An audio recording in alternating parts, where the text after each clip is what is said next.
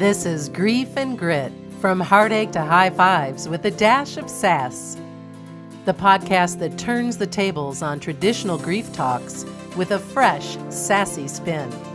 Listen in for candid conversations about the messy, awkward, and downright hilarious aspects of dealing with loss. Because sometimes the best way to cope is with a little laughter and a lot of grit.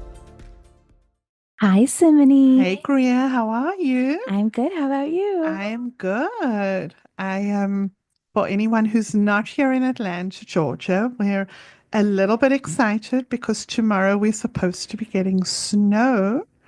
Oh, so your kids must be excited. Is school canceled? So they haven't announced it yet. I'm not excited because selfishly, I have tickets to see and Juliet tomorrow night at the Ah, Fox, and I have been really excited about seeing I it. know it's a phenomenal show, So apparently. yeah, don't tell me that.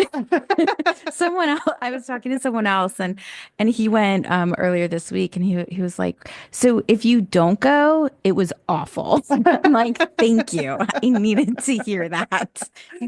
Okay, then we'll pray that it won't be so bad because for anyone living up north or in the Midwest, it's very different to the snow accumulations you're getting. But we're not as prepared here in Atlanta, Georgia. So a little scary being on the roads. And I know the grocery stores are sold out of Oh my everything. God, everything. Yes. I'm even doing laundry to make sure everybody has warm clothes. So today's a laundry day for me. Yeah, exactly. And I think having said that, that brings us right into our episode today, which is going to be on rituals. Um, I think that it's just so common that we have all these rituals. You doing laundry in preparation. I'm going to go to the grocery store in preparation. So I think it brings us to the theme of rituals today in honoring our loved ones after loss. Yeah. And we have a wonderful guest here today, and I'll Yeah. let you introduce. Yeah, I'm really excited.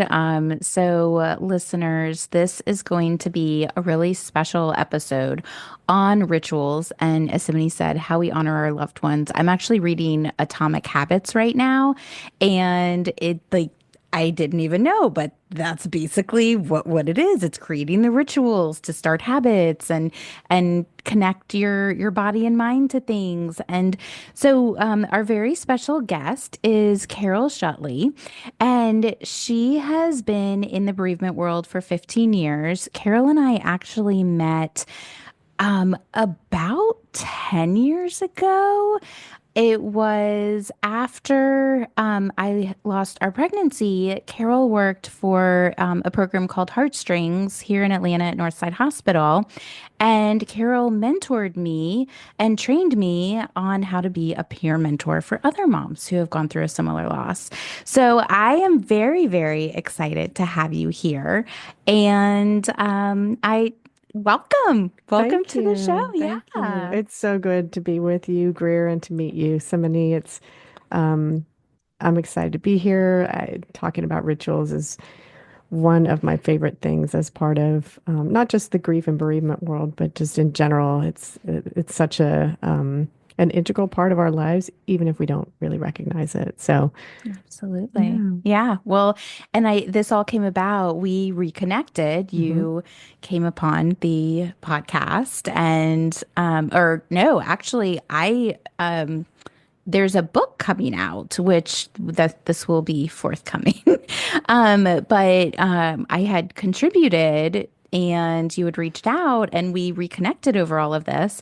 And when we were sitting in the coffee shop, you were telling me about rituals and I was fascinated. I learned so much and felt like a lot of what I've done as part of my grief process is so much of what you speak to in terms of ritual. So I'm really excited for you all listeners to really hear what Carol has to say and for the conversation overall. Do you want to talk to us about how you got into all of this? Sure. Yeah. So my entry kind of into this really the grief and bereavement world, which is where I really learned about ritual and the importance of ritual. Happened, it'll be 20 years ago in the summer. My sister and her husband had twins, full-term pregnancy, and there was an undiagnosed metabolic disorder. And so about 6 days after they were born, they lost their son. And so I have just learned so much from them and from others, coming alongside people as they experience grief and loss. And there were some non-medical people in the mix, with us that made a really bad situation just a little bit better. And so I started thinking, well, maybe this is something I can do to support others and to be helpful. So I found Heartstrings and picked up some certifications and education along the way. And but mostly, I would say I've really learned most of what I know from the families that I've interacted with. So it's been an amazing experience, and yeah. So, and I've been with Momento Foundation now for a couple of years. This is related to the book that you referenced, Yes, Greer. tell us more. Yeah. So, What is that? so Momento Foundation is a nonprofit that has as its mission to support people in grief and heal and in healing. And it was founded by a woman named Ashley Jones. She and her husband lost their infant daughter to a terminal illness when she was 21 months old, and they were gifted in the process of her life some photo sessions. And Ashley found those images to be the most important tool in her grief. It gave her a way to hold Skylar when she wasn't there anymore. And so she began to gift the gift of photography to other families. She was a professional photographer herself. So Momento kind of began with the Preserving Memories program, which is kind of a keystone program of offering free professional photography sessions to families that have a loved one living with a terminal diagnosis. Oh, So wow. across the age span. We also have a corporate care program. We're trying to educate and train leaders in the workplace to create more empathetic environments. Yeah. And then Very necessary. yes, Very. yes. And then an online community where we're launching a learning library that'll have some really unique content around grief and healing. So that's Amazing. kind of amazing. Memento. And Ashley has written a book. It's called When You Can't See the Light. And it's a really incredible book that is very comprehensive in terms of how it walks us through how our bodies react when we're grieving, what the environment looks like and feels like, other people around us, and just ways to kind of navigate through dark times. Amazing. I believe that it's coming out in February. Is that, or like That's- later this month? We hope, sometime in yes, February? we hope in February. Yes. Yes. And the way that I found all this was there, I believe it was a Kickstarter, maybe? Yes, there's a Kickstarter. Yes. And I was like, oh, I got really excited when I saw it because how many Kickstarters are there when when it comes to grief? I'm like, Right. yes. So I contributed, and as part of your contribution, you get to go to a launch event with Ashley. I think there's one here in Atlanta and one in Chattanooga. So if anyone is around the Chattanooga area, you should definitely check this out as well. So I'm really excited. And Carol and I have been talking, and the Memento Foundation, it's incredible. So it's such a needed organization, and we're hoping to have Ashley come on as well in the near future. So listeners, stay tuned for that. But Yes. yeah. So how did it start for you? Have you always been interested in rituals? Is it something that's, been part of your world prior to all of this? What was the starting point for you? So I think many other people may resonate with this, but I never really noticed ritual until I began working with grieving families. If I think back, the first ritual that I can remember was my grandmother had a very structured week, right? Monday might be washing day, Tuesday might be market day. Well, I think it was Thursday was cemetery day. And my sister and I would walk with her to the cemetery to visit my Wow. grandfather's grave. This Wow. was a ritual that she had every week. So when I think back, that's the one that I can remember was perhaps the earliest. Yeah. Um, and so so when I began working with families, I began, hearing things about how they would engage in their grief, what things supported them, what might work, what didn't. And it's a very organic thing. Of course, there's, traditional types of rituals associated with grief and loss, and then smaller ones. But anyway, I I began to understand that ritual isn't just about something really big and organized. It's also about the very small, everyday things. So, before we get started on this, I Yeah. would love if we would create a little ritual. We'll Okay. start and then we'll Yeah. end. And that is just to take a deep breath and hold it and then release. Okay. So, and Yeah. when we finish, we're going to do that again. And that's sort of maybe how we open and transition into something and then close it at the end. I love I that. love that. Yeah. Yeah. So, I think most people, when they think about ritual, what comes to mind are the big, more religious kind of traditional things, right? Hmm. Um, and those are super important. But if we went to bed without brushing our teeth, we probably wouldn't be able to settle into sleep very well, right? Your Right. brain would be like, something's wrong, something's missing. So that's a really small ritual that grounds us and shifts our mind from the day to now we're going to bed. So if we don't have that, it feels weird. So we don't think of that as a ritual, but that's something that's very small that's a really important element, in our life. And we just came through the holiday season, right? So in homes around the world, people were gathering. There were religious, certainly, and traditional things that were a part of that, and ceremonies and Hmm. things. But then also they were making dishes and eating food that is part of those rituals and culture and long held traditions and stuff. So, Hmm. so that's another kind of people think maybe use the word tradition, Hmm. but ritual is all wound into that. So, Wow. And I think that a lot of times, if you find those rituals, I think it brings some peace and comfort and structure. that's Hmm. right. Because when you're first grieving, there's no structure in your life. Right. It's just this big mess that's all consuming. And I think that, having those rituals certainly brings some structure. Is that something that you have found Yes, yes. along the way? I think chaos is a word that is helpful in describing grief, right? Yeah. Yeah. Yeah. Life just feels chaotic now. You Hmm. feel untethered. You untethered from the world, from yourself, from everything that you once knew, and things have just spun out of control, right? And Hmm. we don't like it when we don't have control. So when we have ritual, it's a way for us to ground ourselves, to reconnect with our body, to reconnect with our mind.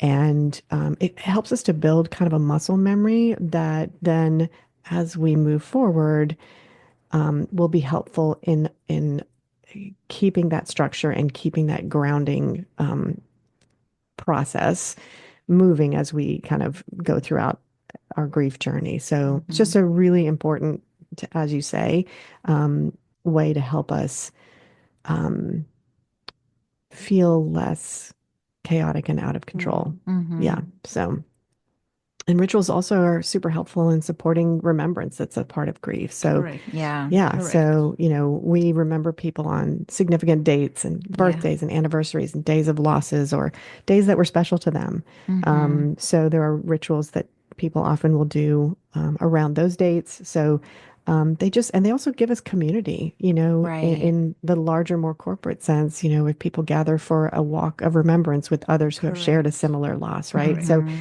so in addition to helping us individually and helping us find more stability when things don't feel stable, they remind us that we're not alone and that there's community for us as well. One that I love. So for the listeners, Simonie and I are both Jewish.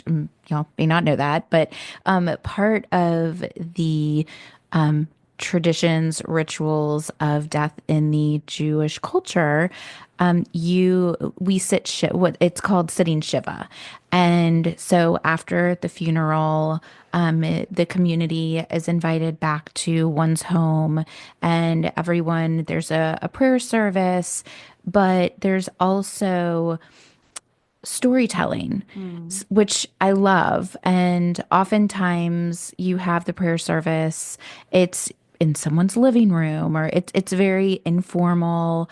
And after the service, people will go around and just and share a story or a memory.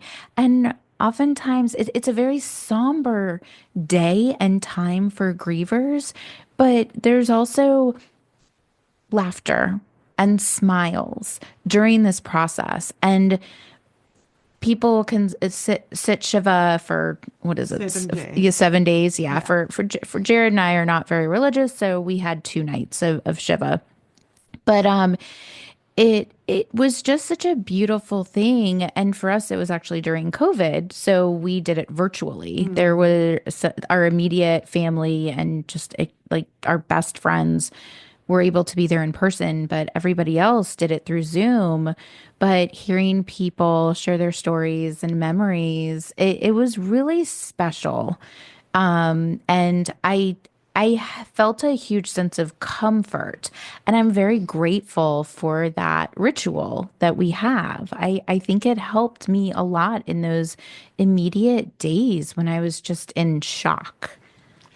Yeah, and I think that different cultures have, so many different rituals regarding death and dying.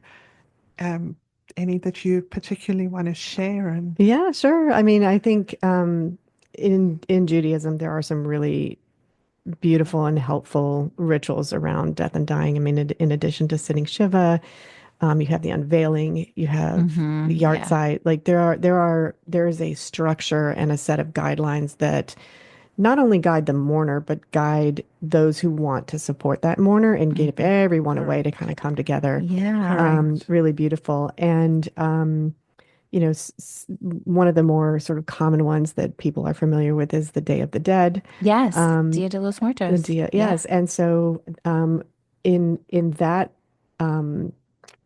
spiritual and sort of ceremonial day of remembrance, families create special altars, they make special Mm, foods, but it's a way to welcome back into the home the Hmm. spirits of those who are lost. And they even have a pitcher of water that's put out Ah. because spirits might have to travel a long way and they may be thirsty. So it's oh, this very wow. beautiful way to continue the bonds and to stay connected to people that they love. Um, in American Indian culture, the sweat lodges are used as a spiritual cleansing, a ritual of coming together for various reasons around healing. And so Wow. those are super important in that culture and tradition. And then in other cultures, in sort of Cuban, Caribbean, which is I can share a story later about my family, but Yeah. um, is sitting vigil with the dead. So Hmm. in some countries and cultures around the world, the loved one is kept at home or at a funeral home, and families hold vigil for 24 or so hours until it's time for the burial to take Wow. place. So there are a lot of really beautiful traditions and rituals that exist to help guide us through that loss, those early days, Hmm. and help set us on kind of our next steps to what does life look like now that this person is gone. And having that structure and that community can make a really big difference to people. But it's interesting, generally in the West, if you're not attached to a particular religion or faith tradition or cultural tradition, we lost a lot of just the basic ways that we used to care for the dead. Hmm. Kind of around 150 years ago when the Civil War happened, they figured out they needed a way to be able to transport dead soldiers home, embalming came to life And in large numbers, I would, in large yeah, numbers, yeah. yeah, during that time. And so Hmm. when people died a long time ago, around that time and before, they died at home. There were specific roles that people within the home played. Typically, the women would be responsible for the care of the body, bathing and creating shrouds, and the body would be laid out in the home. And the men typically would be tasked with building a coffin and preparing the burial ground. And the community would come to the home, and everybody gathered, and it was a way to kind of process the reality that that death had happened. The person was right there in front of them. And those tasks helped people move through those first days, right? Hmm. So, with the advent of embalming, the funeral industry was born. And so, and these places in the homes where people were laid out, probably in larger homes where there was a specific room, but it was called the parlor, right? Hmm. And so, when the funeral industry came into being, they kind of said, hey, we're the professionals here. We know how to do this. Why don't you let us take care of that for you? And you can just take care of yourself. Not knowing that that these tasks are a part of taking care of ourselves. Right. So they took that role away from society. The bodies went to the funeral home, which was a funeral parlor, and so over time, those rooms in our homes became living rooms. And that, and then the advent of all the wonderful medicines that we have in the world that help us stay healthier longer. People began dying in hospitals. And so we really lost our language around grief and death and dying and how to support each other. And what you see then is a lack of tolerance for people's grief. Hmm. We don't It's like to see true. people Yeah. crying and upset. We want them to feel better. And so I think it can be tied back in many ways to that big shift that happened in our society, That's kind of so It's interesting. following such the an Civil War. aha moment, Yeah, because right? that just it, as you say, I mean, it really does bring us to this point that, Yeah. you know, death has become such a separate entity. Hmm. Someone dies, it's separate and it's away from, unless it's you, the person Right. who's experiencing the loss of a loved one, the communities are separate from it. And I think that that's so interesting. That put the barrier and created the barriers that we have today of just death is a normal thing to talk about. People grieve, people cry, Hmm. and to support them so that is I never knew that. Yeah. So that's really interesting. Yeah. It's almost like GoFundMe is like the new GoFundMe and Meal Train are the new, like, Support yeah, thing. like Yeah. preparing like the body or building the coffin. It's like people need to do something after after there's a death. Like, obviously they're the immediate mourners, the immediate family and the closest loved ones, but the community feels a sense of duty when there is a loss. And nowadays, how can that community show up? It's really hard sometimes. It's really limiting. But this provided a very tangible but also tactile way of connecting and showing their support. I really appreciate that, and I have a better understanding of why we feel the need to do more after we've lost someone. Just the way that my army showed up to support the three of us. And I mean, I couldn't be more grateful, but I mean, I literally had about 20 people here with power tools, 20 guys, like changing doorknobs for me because we were moving into the house and that was like one of the things I was going to get a handyman to do. So Jared was clearly not going to do that. No. So, but like they showed up and they did it. And, again, I think it made them feel so much better and closer because they were doing something hands-on physically for us, for our family. Right. It helps people to be able to feel helpful, Yeah. and still, food is very highly ritualized. And Yes. so food generally Yes. tends to be brought, at times of death and loss. Um, but beyond that, it's very limited. People don't know what to do. People who are grieving don't know what to ask for. And Right. Right. so, That's a big one. yeah, It's and so true. it's Yeah. it's just it's a very different environment in the way we live in our Hmm. culture in the West, in Western society, in the United States, and other countries like ours that, um, where we focus on life and not nobody wants to think about. No one wants to be immersed in the death. Yeah, Right. no, Yeah. and life Yeah. is birth and death. It's not Mm-hmm. life and death, Mm-hmm. and so Right. we need to spend as we plan for births and other big ceremonial things, if we can plan for death and think about the rituals that we would like, as a Yeah. part of our own death. It is a very grounding, settling experience. If you have a fear about death, spending time thinking about what's important to me, who do I want there, what's my playlist as I'm lying in bed and I can't communicate anymore? What if someone's playing, you know, the sort of spa music because they think that's kind of chill and soothing. And I just really want to hear Jimmy Buffett, Right. You have to have, Yeah. Right. if you spend time thinking about and creating rituals around your own death, um, not only is it going to help you have more peace of mind and feel less sort of Hmm. out of control, but it gives everyone around you those guidelines. And Hmm. here's how we know we're supporting them and giving them what they want. So, Right. yeah. It's interesting because I've realized that I have created rituals as a problem solving mechanism. Like I can't fix losing Jared. I can't fix the kids losing their dad. But for a long time, like at least a year after, every night we would look at pictures and videos of daddy at bedtime and they would kiss my phone and kiss daddy goodnight. Like that became a ritual. Eventually, I think it was Jack, he said, he didn't want to do it anymore. And that was okay.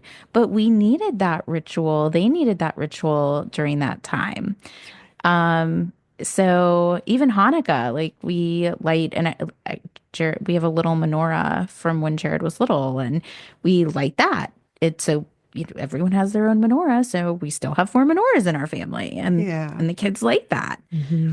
Yeah, So I think it does. It brings calmness and it brings a sense of continuation. yeah, You're continuing the spirit of the person who's no longer here Right. by embracing rituals Yeah. around the memory, around who that person was, and maybe even, you know, carrying on rituals that you had with that person. Hmm. Like on yeah, it could be anything. Like on a Sunday night, if you watched a movie and ate hamburgers, carry on watching a movie on a Sunday night and eating hamburgers, even if you don't have that person with you anymore. Yeah. like Jared used to call 4th of July hamburgers and hot dogs all day because he loved hamburgers and hot dogs.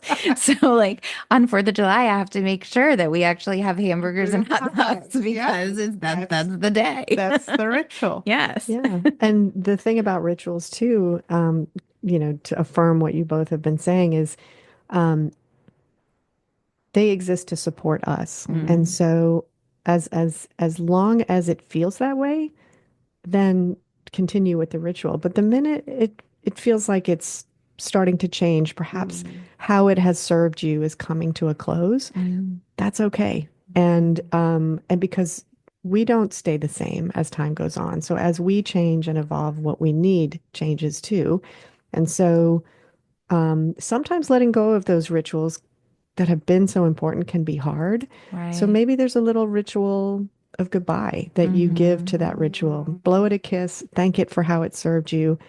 And then, okay, where do we go from here? I need something new and I need something different. So the whole thing to remember with them is there's no right or wrong. It's they're there to serve us. Hmm. And for many people, I mean, some rituals can be forever, how you start your day with a cup of coffee in a particular place in your home. Maybe that doesn't ever change unless you move, but Hmm. or they will change. And again, that's a really, there are beautiful things that can come of that too. There's one ritual that you and I have spoken about, especially like that I think is extremely special for someone who may have lost a child or a pregnancy.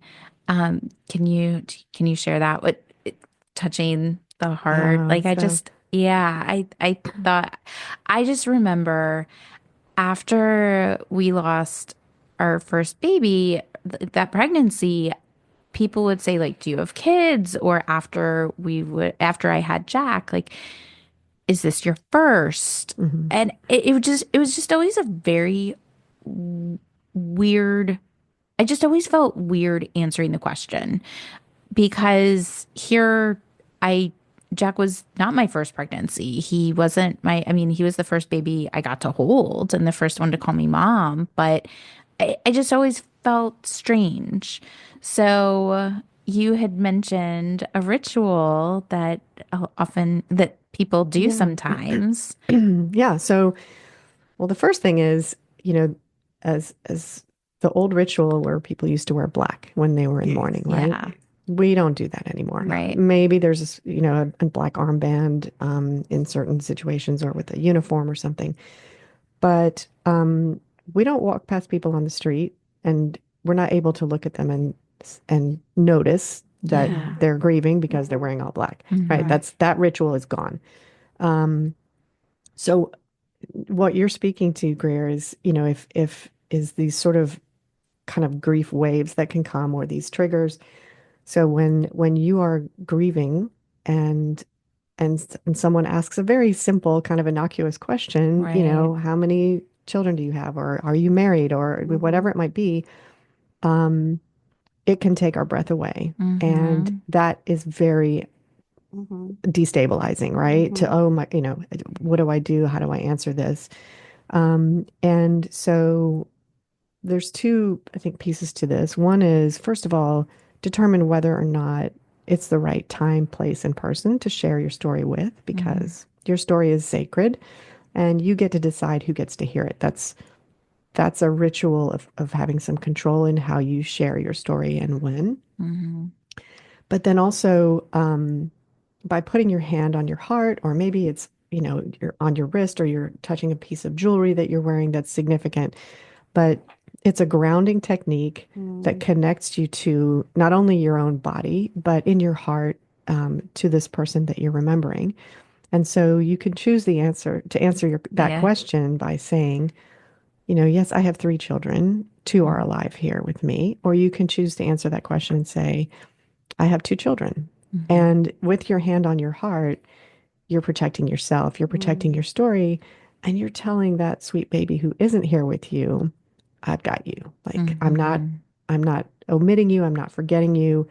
This is my ritual and how I tell my story. And um, so just having things like that, those are the very highly personal, small rituals that are really more powerful for us than those larger corporate rituals. So Hmm. once you have that funeral, that ritual is over, right? So and once Shiva is over, that ritual is over. So what happens next? How do I maintain stability in my day and structure in my day? And how do I stop myself from feeling out of control all the time? It's having these little rituals, a little mantra or affirmation that you can say out loud or to yourself, um, at any point throughout the day where you might feel like you need to hold on to that tether, like I'm Hmm. just out of control here.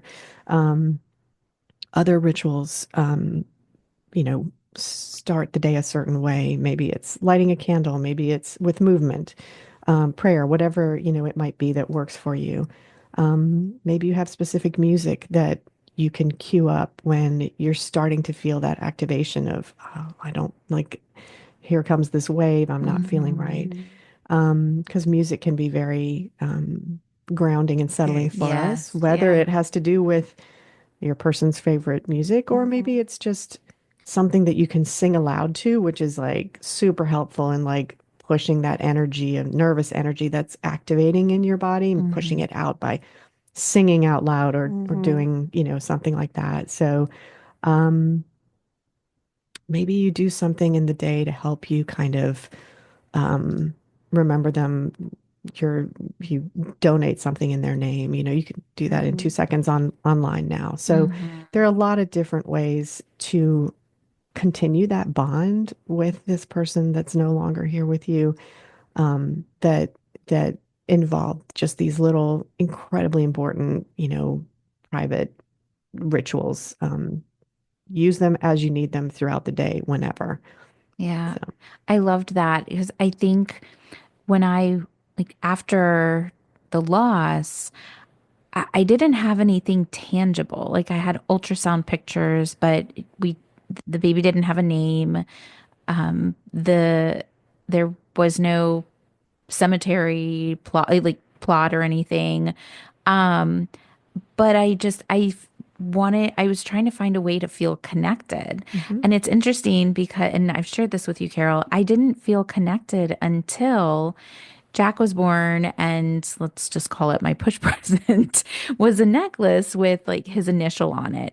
But as part of that necklace and adding his initial, I also added a heart for the baby that we lost. And I wore that every day. And then once Amelie was born, I added an A, and that was for like my babies. But I just always loved being able to see that heart and thinking and remembering. Because I think I've said this before, but I credit that baby girl with giving me my voice. Like she gave me something that I didn't know that I had in me, and I'm very grateful for her. And I just loved like touching the heart or just something very Tangible. tangible, but Yeah. also something very small but so And significant. meaningful. Yes. Yeah. Yeah. So that was really helpful. And I know as people, like as the listeners, as you're thinking about intentions or sorry, intentions, that was a previous episode, as you're thinking of rituals that might help you and carry you through your grief journey and possibly beyond. It might take a while to come up with it, but I do feel like once you do, it's so profound and impactful. Mhm. And and if you need help coming up with one, talk to those closest with you. Reach out to us. Maybe we can help, brainstorm. But they help so much. Yeah. They do. Yeah. Absolutely. Mhm. Well, this has been so insightful and honestly, something that I have not been a ritual person in my grief journey, maybe because I'm not a particularly sentimental person, but now I feel like I've missed out not having, not having, I've always had to have structure in my life. So I do have structure and I'm a great list maker and my lists have lists of lists. But after listening to this, I think that it's time for me to find a ritual, especially that I am entering now into a whole new chapter in my life. My children are grown and flown. I can do whatever I want with my life. So I think it's time for me to find a ritual. Well, but also remember, you have created rituals like Thanksgiving with just you and the kids and your This mom. is And true. like those That's are true. rituals and again traditions that you've started and because of what the timing of Thanksgiving was for you with Mark's Correct. diagnosis. That is So true. you have them.